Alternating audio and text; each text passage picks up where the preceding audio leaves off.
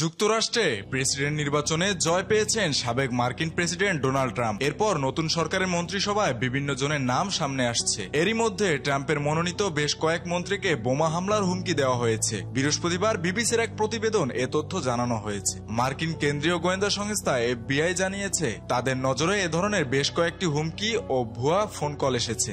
এসব ফোন কলে মনোনীত মন্ত্রীদের বাড়িতে পুলিশ পাঠানোর মতো পরিস্থিতি তৈরি হয়েছে। বিবিসির প্রতিবেদনে জানা যায় অন্তত 9 জন মনোনীত মন্ত্রীকে এ ধরনের হুমকি দেওয়া হয়। এসব মন্ত্রীরা ট্রাম্পের প্রতিরক্ষা, আবাসন, কৃষি ও শ্রম মন্ত্রণালয়ের দায়িত্ব পেয়েছেন। এছাড়া জাতিসংঘে ট্রাম্পের মনোনীত মার্কিন রাষ্ট্রদূতকেও বোমা হামলার হুমকি দেওয়া হয়। পুলিশ এরই মধ্যে এসব ঘটনার তদন্ত শুরু করেছে। ট্রাম্পের ট্রানজিশন টিমের একজন মুখপাত্র ক্যারোলিন লেভিট জানান, ট্রাম্পের মনোনীত ব্যক্তিরা এবং তাদের পরিবার হিংসাত্মক ও বিদেশি হুমকির লক্ষ্যবস্তুতে পরিণত হয়েছে। এসব ব্যক্তির নিরাপত্তা নিশ্চিত করতে আইন শৃঙ্খলা রক্ষা বাহিনী দ্রুত পদক্ষেপ নিয়েছে বলেও জানান তিনি বলেন, কোন ধরনের বিপজ্জনক আক্রমণ রিপাবলিকানদের নির্দিষ্ট লক্ষ্যবস্তু থেকে দূরে রাখতে পারবে না।